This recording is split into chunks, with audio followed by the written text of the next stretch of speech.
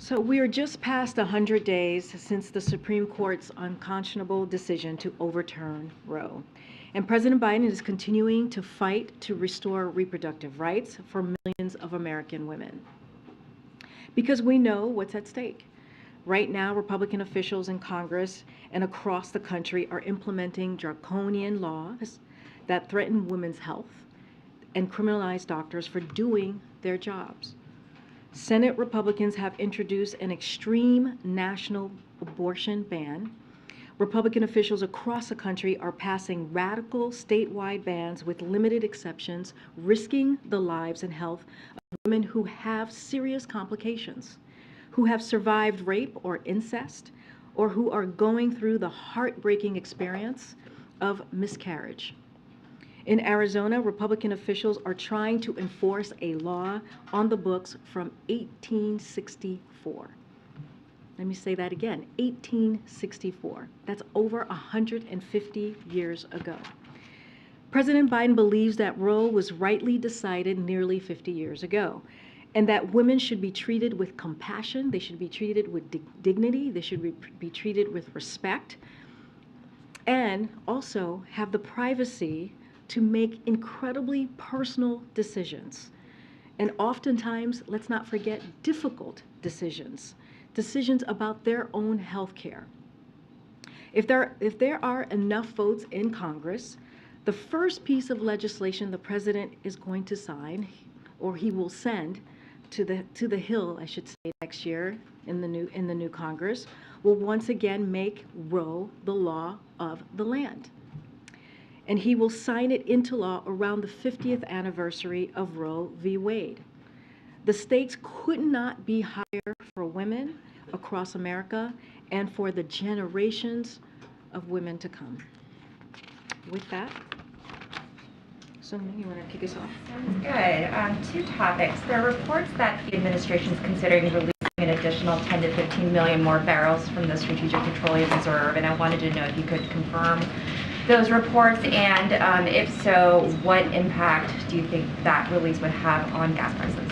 So I don't have anything to announce at this time. We, as you know, you may have heard that we are going to make an announcement tomorrow, and so I will let the president speak for himself and announce, make his announcement on what he said last week. He would have more to share on what he is doing to bring gas prices, or what he will continue to do to bring gas prices down. But I do want to add a couple of things here. Gas prices have fallen by $1.15 from their peak, which was not too long ago. The 98 consecutive day decline this summer was the fastest in over a decade. Every month, the typical two-driver family saves about $120 at the pump compared to where we were in mid-June. Everyday Americans save about $420 million at the pump compared to mid-June. Now, gas prices are falling again. Just to give you a little bit more of stats there, the average retail price is down by 5 cents over the last week. States that saw sharper increases in recent weeks are also seeing more rapid declines. Just to give you a few states, California is down almost 30 cents this week. Wisconsin is down over 20 cents this week. Oregon is down over 20 cents this week. Michigan is down about 16 cents this week. Ohio and Indiana are down 13 cents this week. And so those are the few states that we're seeing the sharp declines that are now coming down. Can you give any sort of preview on the gas price? I'm not going to get, as you know, I would get myself in big trouble if I got ahead of the president, so I'm not going to do that today. I have one more topic. Kevin McCarthy did an interview with Punchbowl that was published this morning that talked about Ukraine aid and talked about how skeptical House Republicans will be of additional Ukraine aid if they are in the majority. And McCarthy said, I think people are going to be sitting in a recession and they're not going to write a blank check to Ukraine. They just won't do it. So I wanted to know if the White House is concerned about the apparent waning bipartisan support for additional Ukraine aid, and if that would push you guys to get more aid in the lame duck, even though you just got $12 billion in the CR. So, as you know, and you kind of laid it out, that the United States has provided Ukraine with robust bipartisan support as Russia wages its brutal war against Ukraine.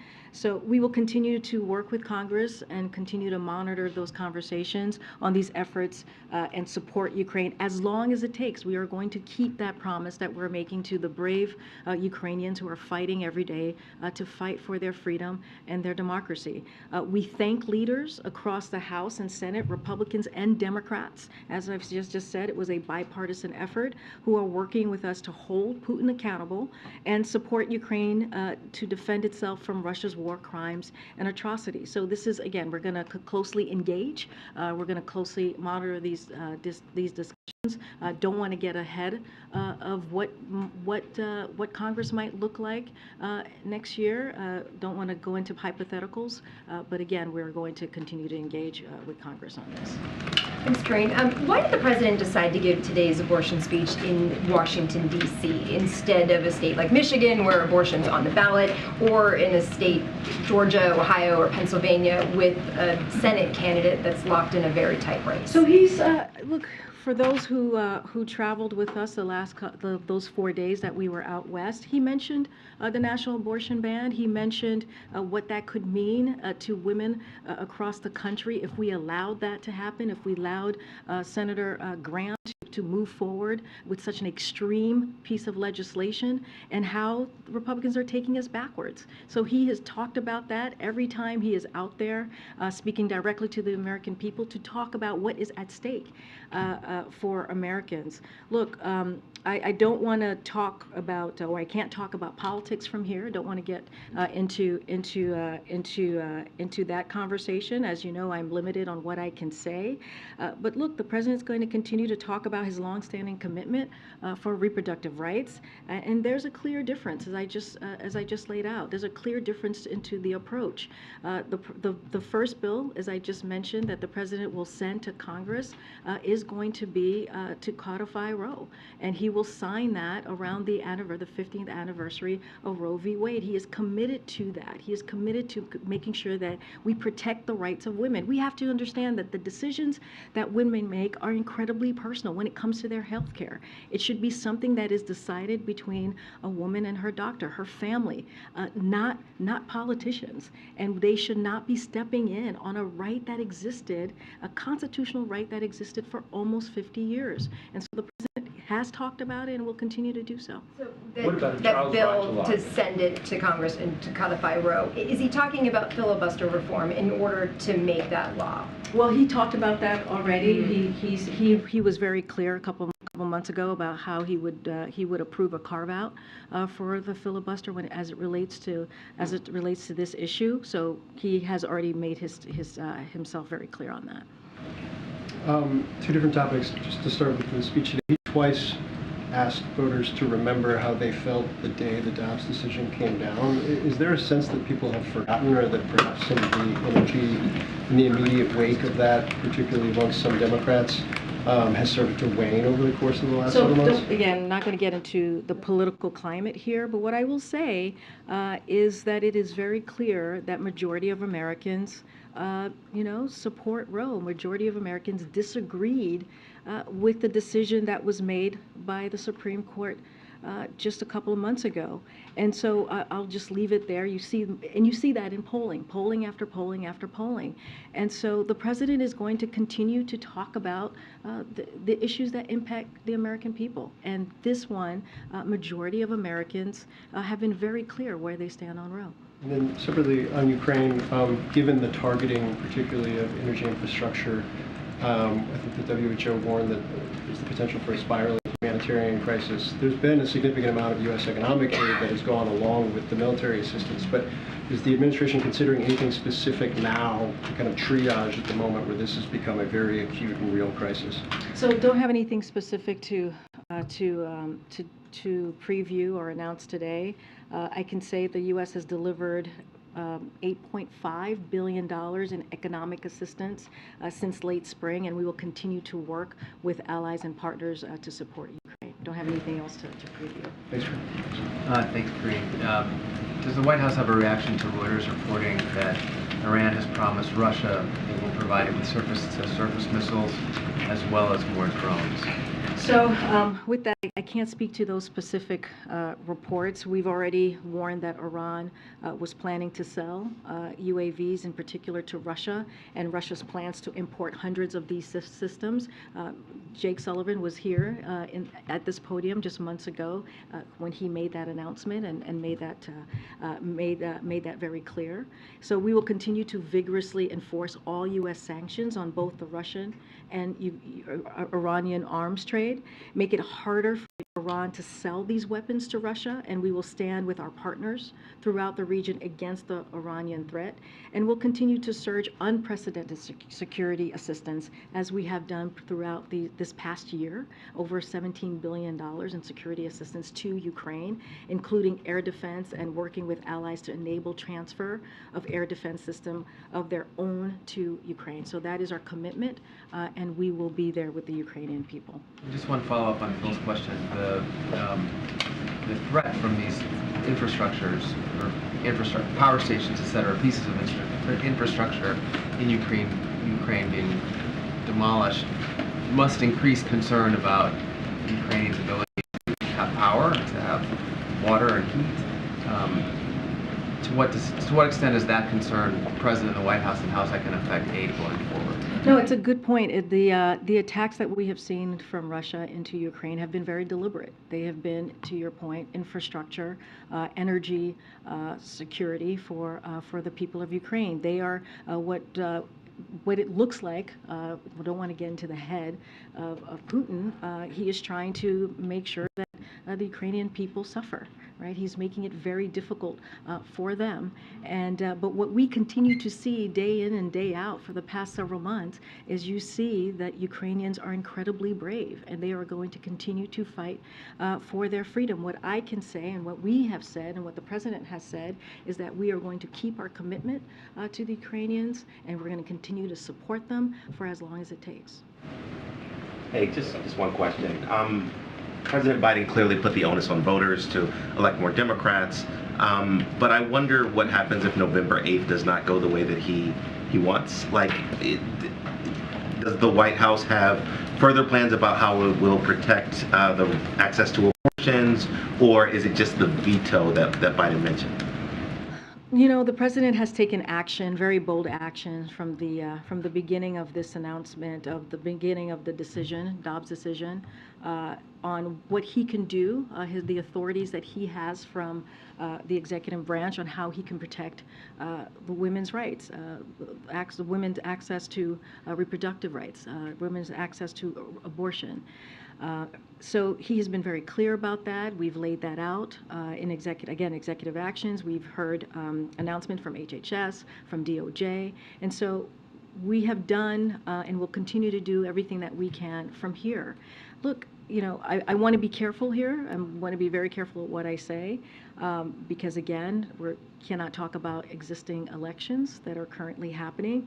But the president has been very clear on this piece, which is the way that we make Roe into law is to make sure that we have legislation, that we codify it.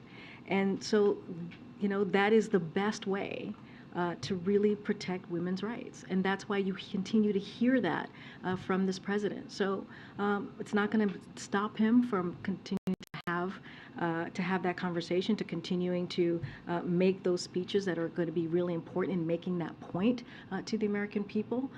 But again, that is what the president's going to continue to say, which is we have to codify Roe in order to protect and get those protections back. Remember, this is almost 50 years of constitutional rights that we had that was taken away by the Supreme Court.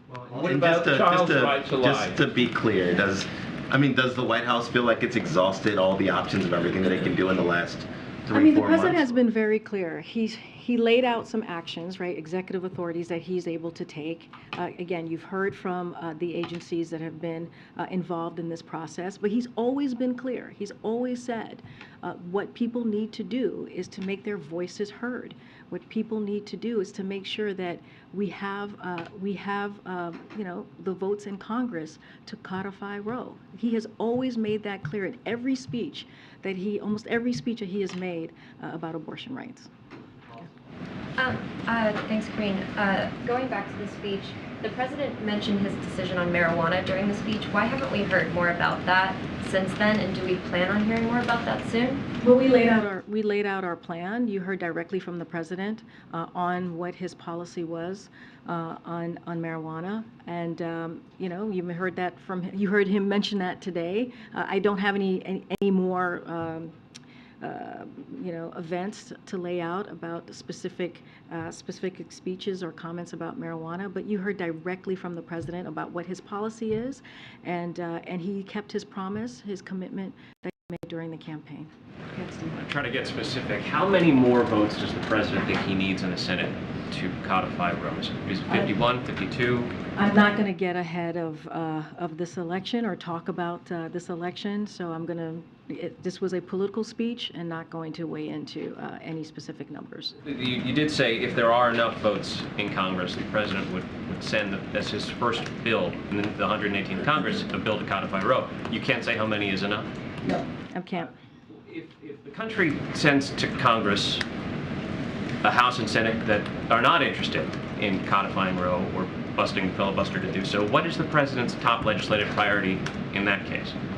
If it's, say that one more time. So let's say the House and Senate do not fall into Democrat hands. Let's say that Republicans take the House. What will be the first bill the president sends to Congress? Well, there's a lot of hypotheticals. Let's first get. Let me. But I know we're all talking about hypotheticals, but I've also said I'm going to be very careful about what I say from here. So I've also led with that as well. But that is a different type of hypothetical that I'm just not going to preview from here at this time. So is it fair to say that abortion rights currently is the president's top legislative priority for the new Congress? What the president has said is he's showing his commitment, how important Roe is to him, how important reproductive rights is, because majority of Americans believe that this right needs to stand. And that they believe that the nearly 50 years of rights that they had, constitutional rights that they had, and that was taken away, you know, is going backwards, not forwards. And so he is going to continue to talk about issues that are impacting the American people, and this is one of them. By laying out what he is going to do next year with the 50th anniversary, laying out that his first piece of legislation will be on codifying Roe, is just showing his commitment to where majority of Americans are. On Mexico, the president of Mexico has said that President Biden is going to be traveling there in December. Would you be able to say if that's accurate, if he's right on that? So we're still working through plans for the next North Americans Leaders Summit and have no travel announcement to make at this time. And then he also said that President Biden arranged a phone call with him today. Is that right? So the president is going to speak with the president of Mexico today on a range of issues from U.S.-Mexico priorities, and we'll have a readout as soon as that conversation is complete. Then one more on the SPR release. Some White House officials have been talking for the last few days about the fact that it's a possibility. Can you explain why, with gas prices, you mentioned earlier that gas prices are going down again, why would the U.S. need another SPR release from that 180 million barrels that you already announced? Why would you need that now if prices are already dropping? So again, I'm not going to get ahead of the president. As you know, there's going to be an announcement tomorrow on the president's policy, his next move forward on what he's going to do to help the American people, continue to give them a little bit of a breathing room. But President Biden has said for months how he is committed to doing everything that he can in his power to address Putin's price hike. He has said this on almost every speech that you've heard him talk about when it comes to gas prices and what the American people are seeing and feeling at the pump, and he's been delivering on that. So, you know, as you know, gas prices have indeed come down. I just listed some of the states where we had seen an increase, and now we're seeing a decline this past week. They came down at the fastest pace in over a decade this summer and have continued to fall in recent days. But at the same time, Putin's war continues. His war on Ukraine, his unprovoked war, brutal war on Ukraine continues. And so it puts pressure on our global energy supplies because of this war. And so he's going to continue to take action. President Biden's going to continue to take action to make sure that he lowers costs. Do you have any response to those who are criticizing the White House, saying that this seems like a ploy ahead of the midterms? Look, the president, I would say this to folks. Should the president not do everything that he can to lower prices?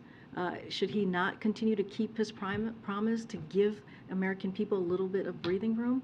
You know, that's the promise that he's made. Should he not do that? And so that's what you're seeing right now.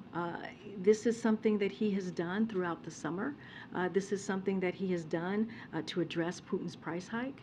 And this is something that he has done to meet the global challenges that are in front of us. It's been 8 months since Brittany Greiner became a detainee of the Russians. She turns 32 years old today. A statement that was released through her representative said, "Thank you everyone for fighting so hard to get me home. All the support and love are definitely helping me." My first question as it relates to Brittany Greiner is, has the U.S. had any consular access to Brittany Greiner since the beginning of August? As of last week, they had not. Have they in the course of the last week?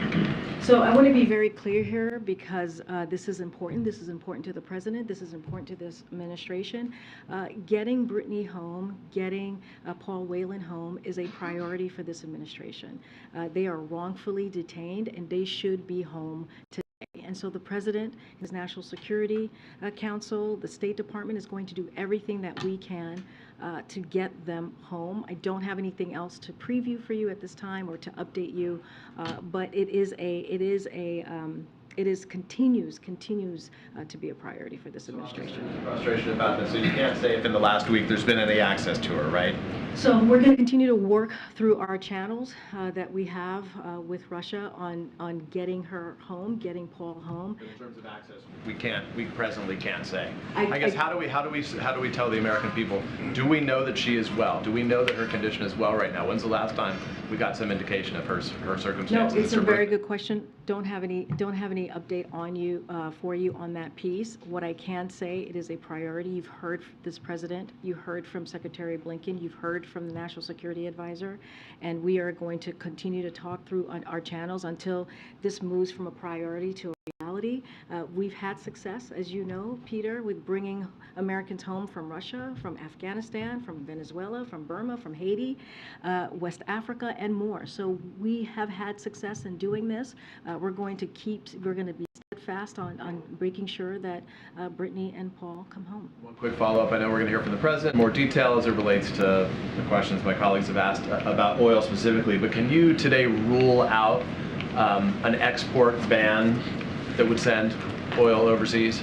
I am not going to get ahead of this president. I'm not going to Will the president address that specifically, I guess? I'm not going to lay out or preview what the president's going to address or not address. I'm not going to get ahead of him. We'll let him make the announcement tomorrow. To be clear, if you're not going to get ahead of him, that means that's an issue about which he'll be speaking, so you don't want to get ahead of him. That is not what I said. If I'm not asking about what he's going to say, I'm asking about that specific question. And I'm answering that specific question, which is I'm not going to get ahead of the president. He's going to make his announcement tomorrow. Okay, thanks. Thank you. Thanks, Karine. Following up on something Steve was asking, what is President Biden's top domestic priority now? Is it inflation or is it abortion?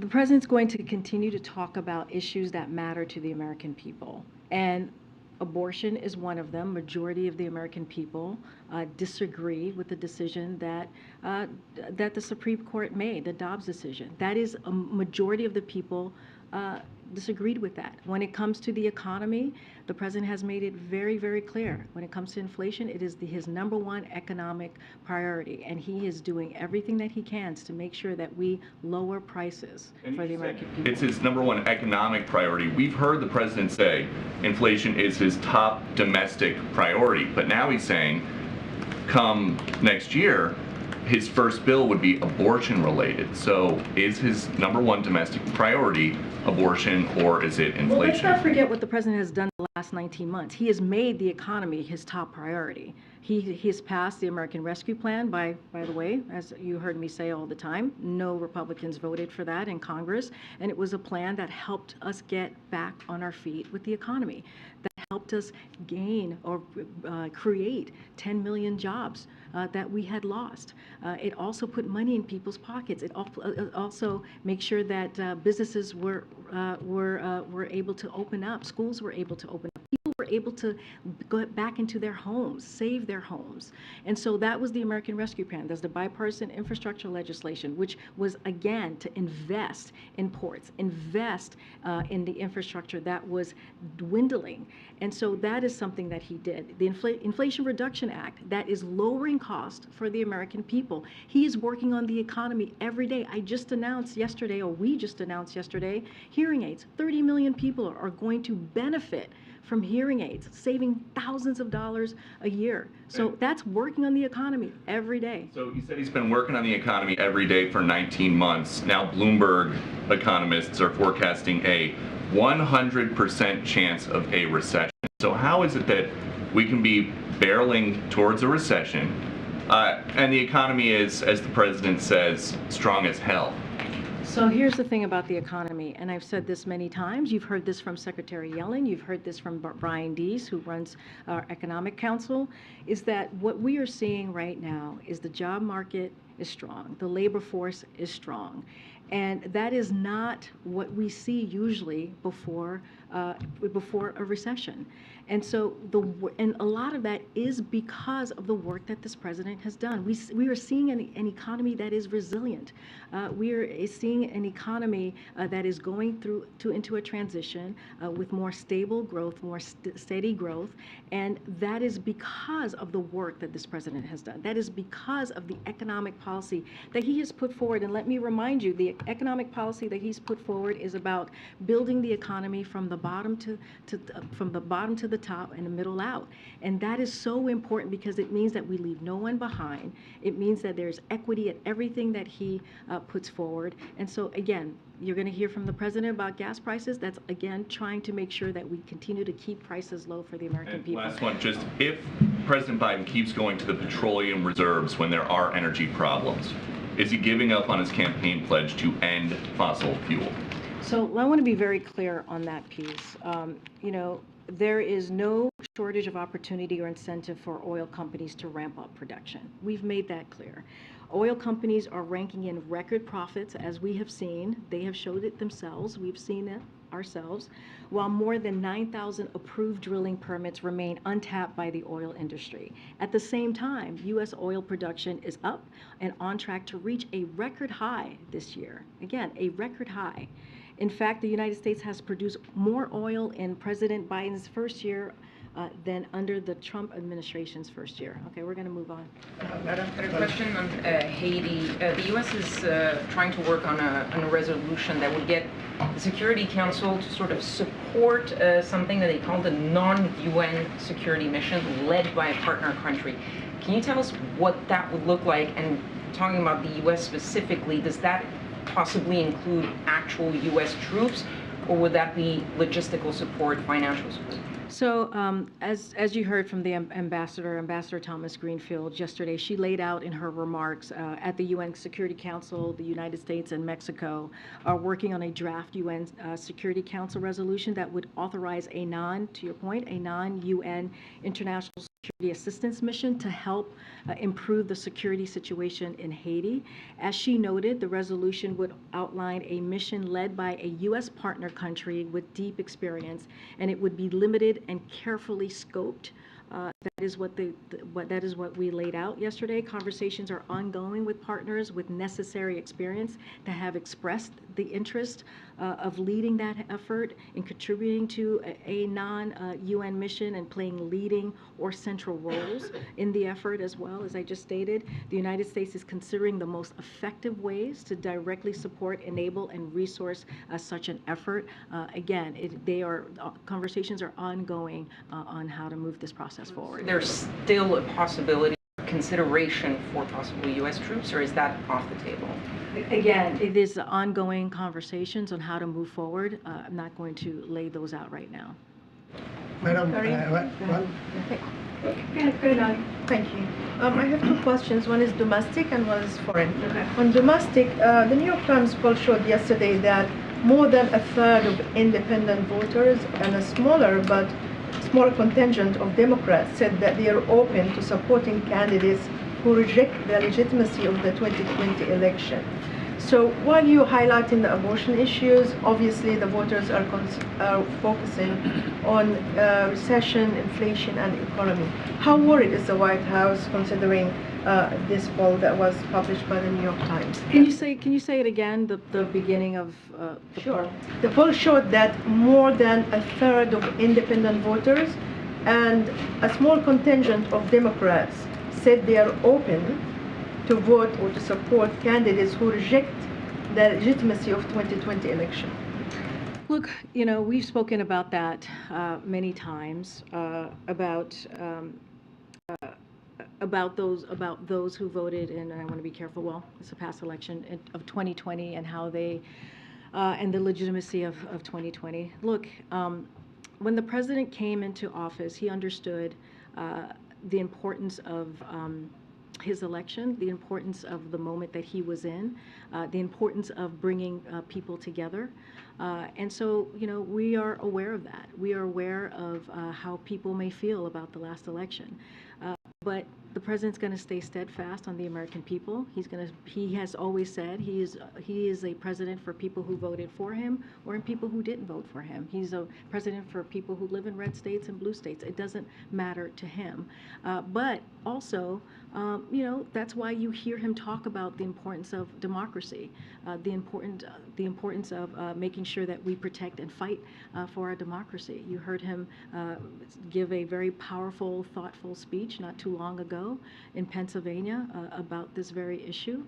And so he's going to certainly, you'll continue to hear from him how important it is to make sure that we live up to our, you know, to who we are as a country. And also on foreign policy, President Zelensky thanks the Saudis for giving $400 million in humanitarian aid. Do you welcome this? And considering your grievances against OPEC Plus, that whatever they did was indirectly helping the Russians? So look, the decisions that OPEC Plus made just last week was, we believe, sided with the Russians and was against the interests of the American people and the families around the world. We believe that decision is going to hurt and harm lower income economies, and it was a misguided and it was a mistake and a short-sighted decision. And so, look, we've talked about what the president's going to do next. He's going to reevaluate his relationship with Saudi Arabia. This is something that he has talked about since the beginning of this administration. He wants to do it in a bipartisan way, which is the way it has been done for the last 8 decades, where we talk about our relationship with Saudi Arabia. So he is going to do this in a methodical way, in a strategic way, and he is going to certainly get input from members of both parties. But it doesn't take away. I know what you just laid out, the assistant, but it doesn't take away what OPEC Plus did. That decision was a mistake. And so, again, we're going to reevaluate that relationship, and we'll have more to share. Madam, thank you, madam. Go ahead, this one. Yeah. Thank you so much. No. Thanks very much. Sort of following up on that, are any Biden administration officials planning to go to the Future Investment Initiative conference in Riyadh, Saudi Arabia later this month? Yeah, we don't have anything to preview or announce at this time on any travel. Do you think it's appropriate for U.S. businesses to continue their engagement or investment in the kingdom in light of what happened recently? So as they do in every part of the world, American companies will make their own decisions about their presence and where to invest, taking into account a range of factors, including legal constraints, the business environment, and reputational concerns that can arise from public policy choices made by host countries. I want to follow up on the Saudi Arabia question and then ask one about student loans. One of the arguments Saudi Arabia is making to justify their decision to increase oil production is that the price of oil is about the same as what it was before Russia invaded Ukraine. What's wrong with that argument? Look, we've made it very clear that in the time of what's going on, what we're seeing with the global markets, the decision that they made, the OPEC Plus decision, was a mistake. It was short-sighted. We've been very clear about that, and you know, again, the way that we see it, it was they sided with Russia on this, and it's going to hurt the American people. It's going to hurt families across the country, and we will have more to share on how our relationship is going to look like moving forward. Can I ask about student loans? Just a follow-up to Peter's I'm sorry. I'm so sorry. I'm sorry. Yesterday, Secretary Cardona said the administration is working on ways to forgive the privately held student loans.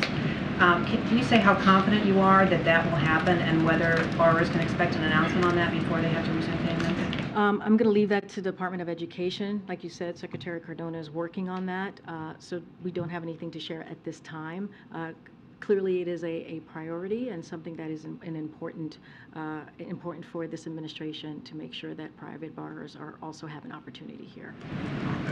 Just want to see parts of the briefing room, come to the back, maybe? Just to follow up on Peter's question on Brittany Greiner. Has the administration had any recent communications with Russia about these cases in an attempt to win Brittany Greiner and Paul Williams' release? Look, as we've said before, we try to keep these negotiations private, and just don't have anything to share on any recent conversations. But this is a priority. And then just one on the pipeline. Police in Denmark said that their preliminary investigation into the leaks in Nord Stream 1 and 2, they said it was caused by a powerful explosion. That's in line with what Sweden had said earlier. Does the administration have any reaction to these new findings, and does the president believe that Russia was behind this alleged sabotage? Well, the president has been very clear that it was clearly a sabotage when it comes to the pipeline. We've also said we know this investigation is going to take some time, and it's going to be a long process before we get to the end of it. So don't want to get ahead of the investigation. I'm going to go to the back. Thanks, Karine. I wanted to follow up on some of the questions from yesterday about the midterms, and I understand you have the Hatch Act to consider. But what I was curious is, even though we're seeing the president out there, he's been doing these smaller events with smaller audiences. He's been doing closed-door fundraisers with no photographers. Why aren't we seeing big campaign rallies? Is anything on the schedule with the election less than 3 weeks away? Look, I can't answer that question from here. It is an election that's currently happening at this time, so I am very limited to what I can say from the podium, from the White House. What I can say is that the president has been on the road. He will continue to be on the road. I just can't say more than that.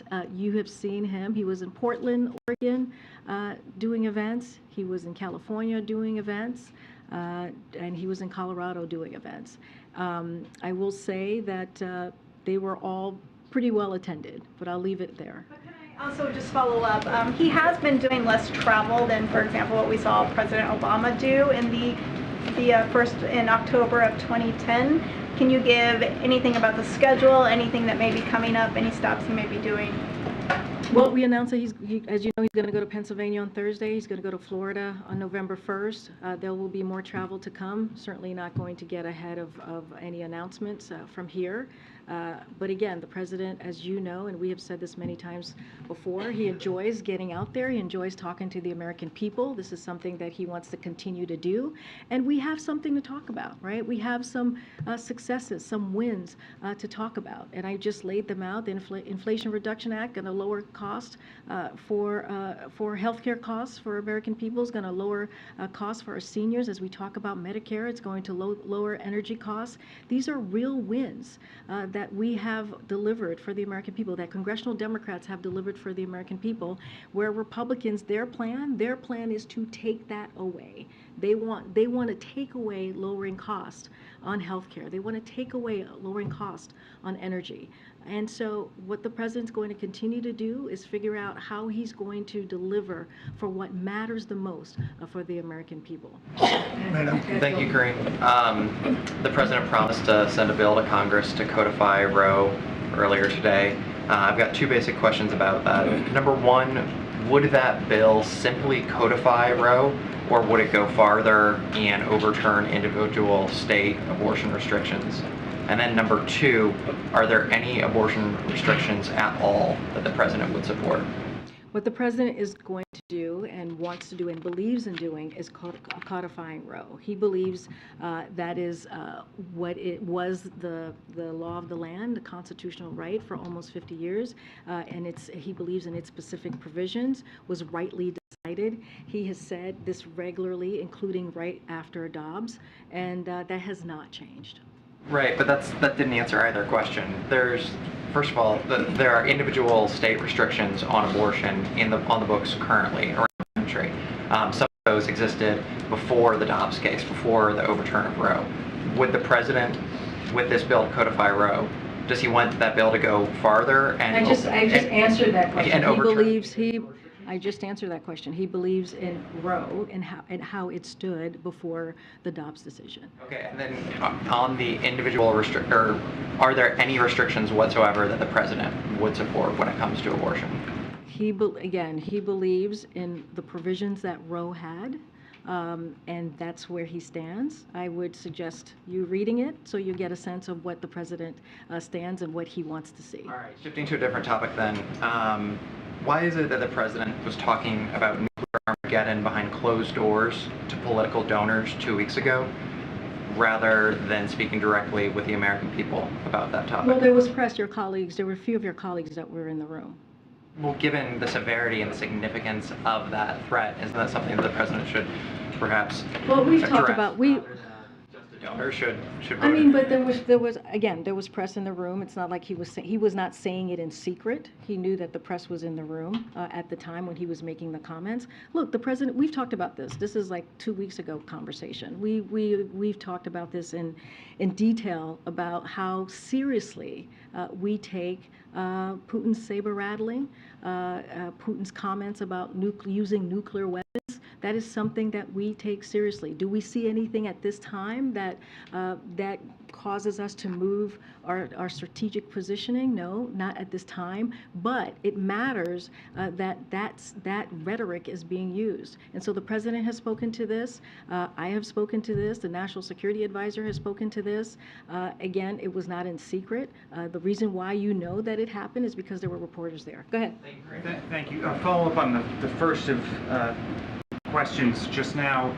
Is there any chance that OMB may put out the text of whatever this legislative proposal is before, say, a Democratic majority on January 3rd of next year, that people can see exactly what the legislative language is that is being proposed here? Because the bill that they voted on Capitol Hill a couple of times, the Women's Health Protection Act, was broader than what I believe you're talking about now. Well, as the president said, that he would send this piece of legislation, right, to Congress, and he believes Roe and its specific provisions should stand. That's what this piece of legislation that he would write, that he would send to Congress would look like. And he's been very, very clear about this. He made that statement when the Dobbs decision was decided in June. He is very, very clear that the Roe's decision was rightly, when Roe was first put into place, that was in its form was rightly decided, and that's what he wants to see, and that's what you're going to see he push forward in the next Congress. I'll follow up on the student loan question that was asked a little earlier too. The president yesterday, for those of us who were in the South Court auditorium, mentioned the concerns about the legal challenges. Is there a message to the people, tens of millions of Americans who are signing up for this forgiveness right now, who may be eager to see it actually come into their accounts, who may face the possibility that at least for a while there's a federal judge somewhere who stops it? Look, the president is committed to this, right? This is a policy that he put forward because he wanted to give a little bit of breathing room to the American people, to the middle class. This is also a campaign promise that he wanted to keep because he knew how important it was to so many people. We're talking about almost 40 million people who are going to get borrowers, who are going to get who are going to be able to get the effects of this policy. 23 million people are going to see their debt, their college debt, already wiped away. That matters. That matters. We're talking about 90% of the folks who are going to be, of the borrowers who are going to be getting this relief are making under $75,000. So he's committed to this, and he's going to make sure, do everything that we can to make this an easy process. And we've seen that already from the website. And the thing to remember, I think the question to ask, or the thing to actually really think about here, is what Republicans are trying to do. When you look at these lawsuits across the country, they're coming from Republicans. And Republicans want to take away this essential need that folks, again, 90% of these folks are making less than $75,000, who need a little bit more of a breathing room, who need an opportunity to put money down on a house, who need an opportunity to get a family started, who need an opportunity to just live their lives in a little bit easier way. And so that's the question to be asking. Why are Republicans doing this? Madam, one more, please. Last question. We gotta go. Madam, one I'll more. be back What about tomorrow. President Biden funding the anti-Semitic UNA, Thanks, guys. See you tomorrow.